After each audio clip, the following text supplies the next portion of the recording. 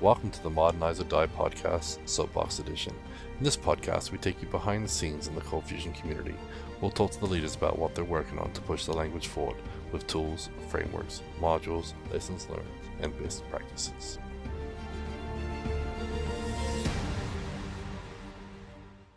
Okay, welcome back for another Modernize or Die podcast, the SoapBox edition, and this is the second episode, and we're going to look at the history of Ortus. Ortus is the one sponsoring these episodes, and we're really happy that they're allowed to let us come in here and make these podcasts for you guys and share the word from Ortus members and also the community. And we can't talk about the history of Ortus without Luis Majano. So again, thank you for coming. Thank you, Gavin. Appreciate it. Yeah, well, again, Ortus has been around a long time. Into the Box is another great conference. Now we keep growing, and yeah, things are going along really nicely for Ortus and the community. I think ColdFusion is really striving, and Ortus is a big part of that. And I think that's the main reason why a lot of developers are still kicking it with ColdFusion. So yeah, it's been quite a few years now. We're entering as well our 13th year of Ortus. So the keynote, we kind of went through our different stages. Right now, we are in our fourth stage, like if we're Middle Earth minions. You know, we passed our birth, our infancy, moved into childhood, and now we're in our rebel teen years. But it wasn't always like that. I mean, I started Ortus in 2006 when I released ColdBox. I started it as a side company, right? I wanted to do some freelancing. Everybody had student loans. I had my student loans. So that was the thought around it. But when I released ColdBox, I really wanted to be different.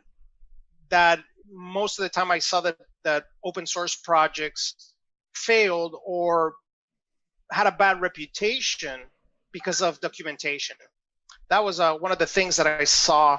And one of the things that I said, okay, if we're going to stand out, we're going to do this right. And we're going to make sure that we write good documentation and we are able to express what our library does. And I think that's what the main difference was. And ColdBox started getting noticed because of this, right? And obviously, you know, we're known now that we document a lot, and not because I like it, right? Sure. No, it's honesty. It's not that I love it or like it. I think that it's more of discipline.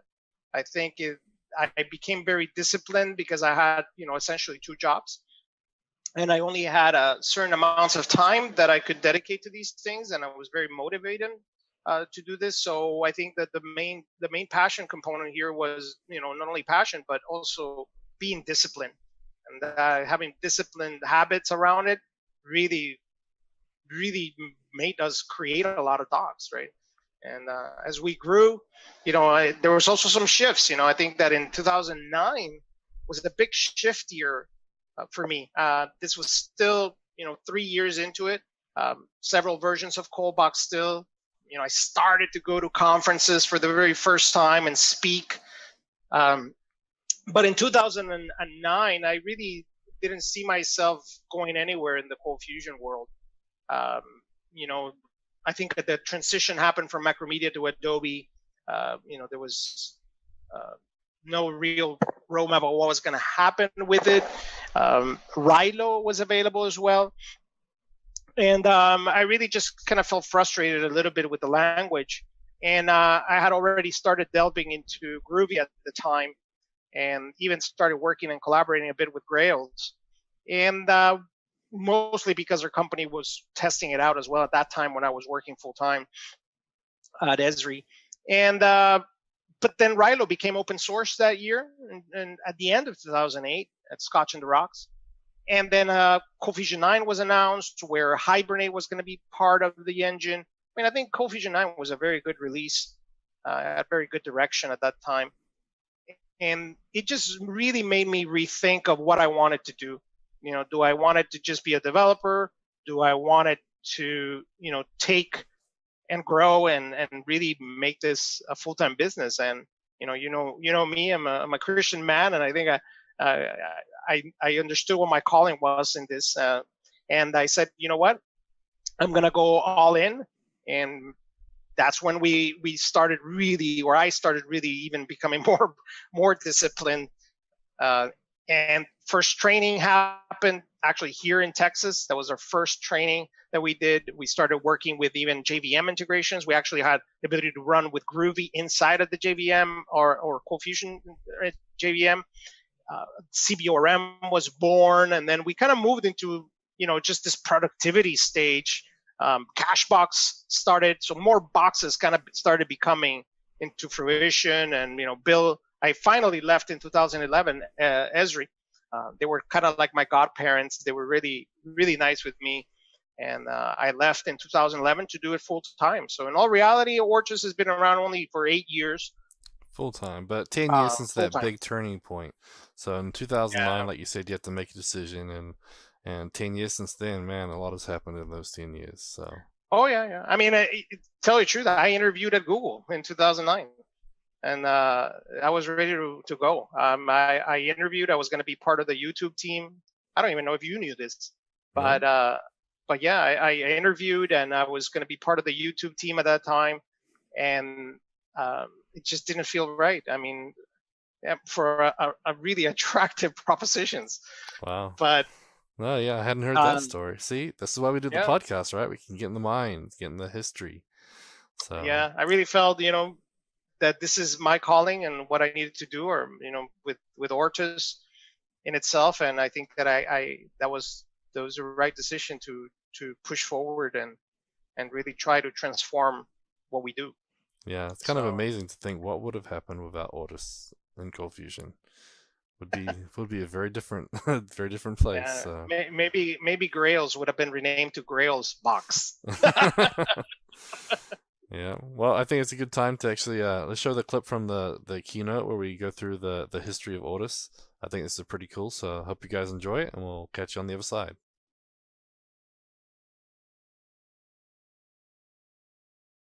But I thought it would be interesting this year to kind of go through memory lane and show you how we have evolved, and why are the decisions that we take and where we're going. So we'll start off with kind of our birth or hope years. In 2006, I founded Ortus as a side company just to do freelancing, and ColdBox was born that summer and released for the very first time, and that was the song of the year, by the way. So ColdBox started in 2006. By 2007, I released the ColdBox sites, the Ortus sites. We had an IRC channel. Who remembers IRC? Awesome IRC channel. Beyonce was on the radio, and the ColdBox Cache was born in 2007. That's our initial meddlings with caching. 2008, the ColdBox 2.6 series started. Integration testing actually began at that time, so long ago. REST support was introduced in 2008. I did my very first training actually here in Texas, in Dallas, that year. And one of the most important things that happened that year was that Rilo was open sourced, right, in 2008 at the end of the year. And of course, we had the tunes of Flo Rida. 2009 was really a pivotal year. I was ready to give up on ColdFusion at that time. I saw no progress, and I was actually doing a lot of Groovy development where I worked. So it was a pivotal year for us in determining where do we go. However, due to the open source nature of Rilo and introduction of, I remember that day, ColdFusion 9 with Hibernate, my hope was revived, and we decided to go all in. In 2009, actually the first version of ForgeBox was released. Right? Made a commitment to do more trainings. Logbox was born. Mockbox was born. I did a project with Mark Mandel called Codex Wiki. The beginnings of Wirebox as well began as a bean factory. We did all kinds of JVM integrations with other languages at that time, and we had our first CBORM integration. Then we kind of move into our infancy years. 2010, Cashbox was finally released as a standalone project. We started working on our first commercial project called DataBoss, starting to mess with IDEs to kind of help tooling in that area. Hierarchical MVC was introduced that year, so modules were born in 2010. and we started ColdBox support services, and we migrated to GitHub. By 2011, this was another pivotal year for me because I decided to leave my full-time job to dedicate myself to Ortus. So everything that happened before was just working very hard, late nights, no kids yet until 2011. Wirebox was released standalone, ColdBox 3, ColdBox Relax, lots of modules got started.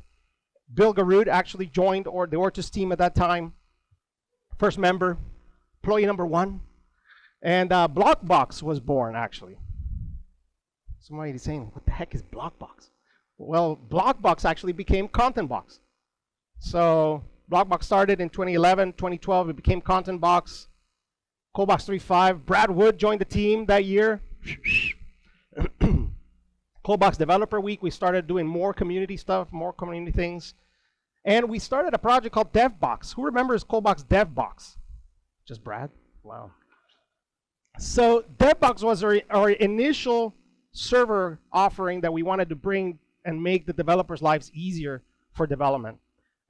It still exists, it was still there, but that was the beginnings of what we wanted for CommandBox, actually.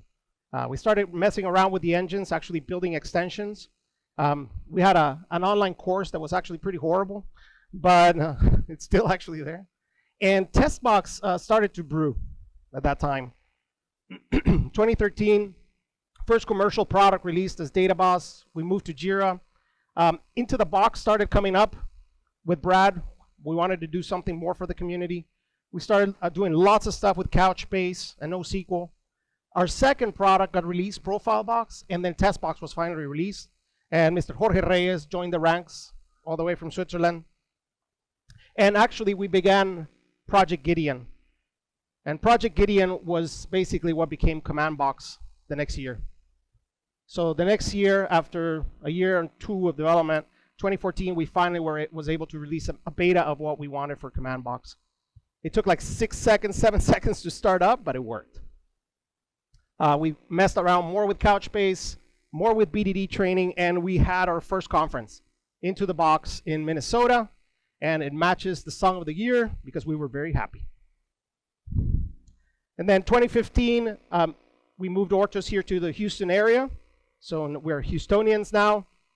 We changed the name to Ortus Developer Week. We started getting more boxes, so it was not only about ColdBox anymore.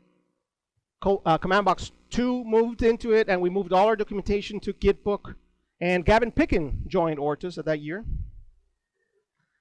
Lucy was released after their little incident. And we started messing with extensions, right? Started getting around with the engines as well. And ForgeBox 2 began development so we could actually offer it not only to the ColdBox community, but to the higher CFML community. And then 2016, another pivotal year for us. ColdBox actually turned 10 years old, or 10 years young. DocBox was introduced, but it was pivotal because we saw the need of evolving the ColdFusion community. The stigma of the dying era, the legacy initiatives began in that year. And John, Esme, and Eric actually joined Ortus that year. Our Patreon campaigns began, and John single-handedly created our entire containers and cloud initiative. So thanks to John. Woohoo! We moved to 2017. Into the Box was for the very first time here in Houston, so that was pretty exciting. Our Docker images were released at the beginning of the year. Brad went crazy one night with too much coffee and developed CFconfig, which has changed the portability of CFML. And the era of CFML microservices really began. We had finally the tools to create these microservices for ColdFusion. ContentBox Docker began as well. We started delving a lot with search and Elasticsearch components. Ortus University started at the sounds of Despacito. And then last year, we entered our Rebel Teen era. So we're kind of wild, moody. We don't know what's going to happen with Ortus one day or another. We get mad sometimes. We don't know why. But we're very productive, and we have lots of energy. So ContentBox 4 was released last year, actually here at Into the Box. Task Runner support, ColdBox 5 introduced. We introduced CB Streams and our very own rule engine, the very first rule engine for ColdFusion called RuleBox. We started messing now not only with couches, but with Redis. ForgeBox 3 was released, and we announced Quick ORM, which was great. Woo! And now 2019, we started the year where there's already lots of stuff going on. Our Patreon campaigns are growing. We are starting our Modernize or Die initiatives to kind of help move people out of legacy hell. And actually, Ortus El Salvador began this year. So we have 8 developers in El Salvador. Edgardo is here as well from El Salvador. So our team is growing, and now we're expanding. So very exciting. And we're still very moody, but it's good. So 13 years have passed since this journey began, and it's been really, really exciting. We're really motivated in what we do as a team. We're focusing in several areas moving forward. Product development is a huge one for us, developing more open source products and commercial products offerings. Support and training for the community is essential if we want to see it grow. Mentoring and providing consulting for it. And now also staff augmentation thanks to El Salvador. And we introduced this motto, I think it was last year actually, but it's Modernize or Die.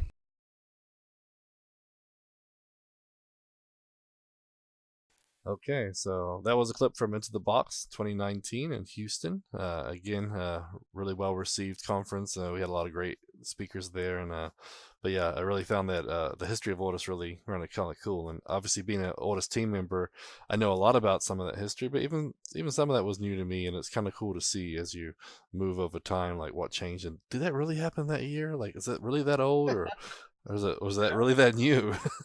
Seems like we've been using that forever. So I think it's pretty interesting. But obviously, some pretty big milestones in there, and yeah, I mean, a lot of great stuff coming out, and the team's grown pretty big, and we've got a whole bunch of El Salvadorians at our at our power now. So Ortus is growing. I'm very excited about that one. I think that was been a kind of a vision that that I've always had, that I really wanted to get back to where I came from, and I think that's important. So as you know, we're more than software, right? And we definitely believe in helping people and being able to bring, our character and our integrity everywhere with our Christian values. And I think that was a huge deal for me, and I'm so excited about it. It's just a start, it's brand new, fresh. So we'll see where it goes, but yeah, I'm excited to see these guys, and they're sharp. They're young and hungry, which is good. Yeah. So we got a nice team growing there, and you're going down there for some training soon, right? Yeah, I'm gonna be down there training them on more container strategies and Vue.js integrations with ColdBox, API development. So yeah, I'm very excited about it. Just going down to second time, do more training. That's very cool. Well, obviously, Ortus is growing. You've got the bigger team, a lot of projects going on, and the open source is still continuing to grow. So I think it's really cool, and I'm glad I'm being a part of it. And yeah, I can't believe it's going on 4 years now since I joined the team. So still going strong. Time flies. Time flies. Time flies. Sure. Yep. So, well, anything else you want to add to the history of Ortus? It's exciting to see some of the things if time flies, you don't know. It's like, Content Box started in 2011. That's 8 years ago. I mean, it came from our training. Right? Blog Box, yeah. That was my project. We had students, and we were like, okay, let's build something in modules, and I chose a blog, and that's how Content Box kind of started. So it's incredible to see. Sometimes I had a lot of fun and a lot of tears, to tell you the truth, when I was doing this history, because I felt very blessed and very grateful, and I feel really like we are a family, and I think that's super important, that you love who you work with and what you work with, and it was great putting this together. I mean, also Command Box, we started this in 2013 as an idea that I really wanted to bring CLI after working with Yeoman and some Node.js libraries at that time. And I remember, and so just for the record, because I got to shame Brad now, is that he did not want to do this.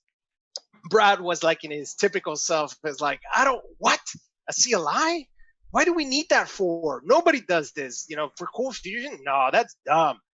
So I remember we met in California for our kind of our get together to start, brainstorming ideas and stuff. We were like 3 at the time, and finally was able to convince Brad after many Dr. Peppers for him.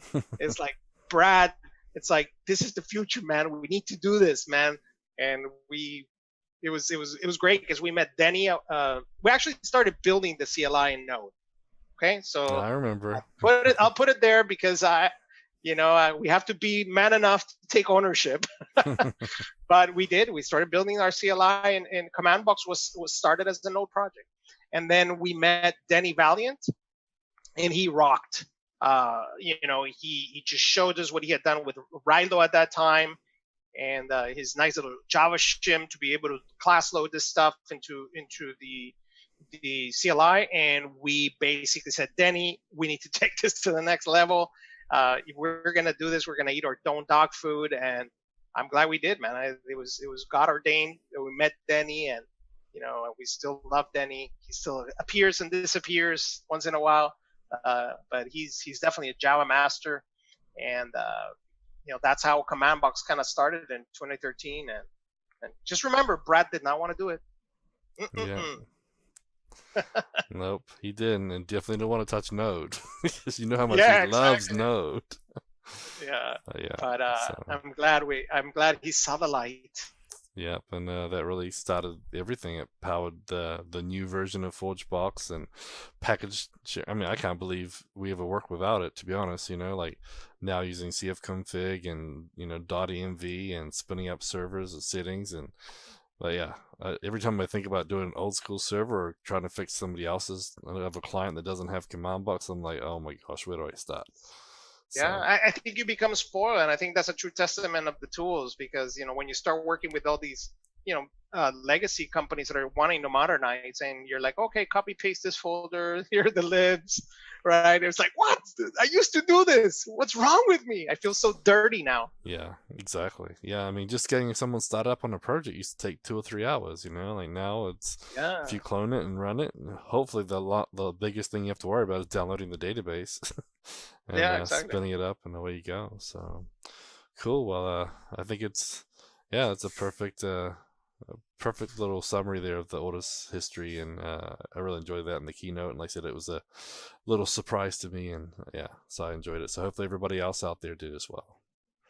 So again, thanks for coming on and sharing your insight. And again, thank you for Ortus and ColdBox and everything related, because we'd be in a completely different world without that. Thanks, God. Thanks a lot, man. All right.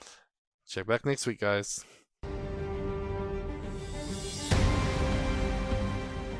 Show notes for this episode can be found on soapbox.modernizeordie.io, where you can also subscribe to iTunes, Spotify, Overcast, or your favorite podcast player, or a link to the YouTube channel for more of these videos.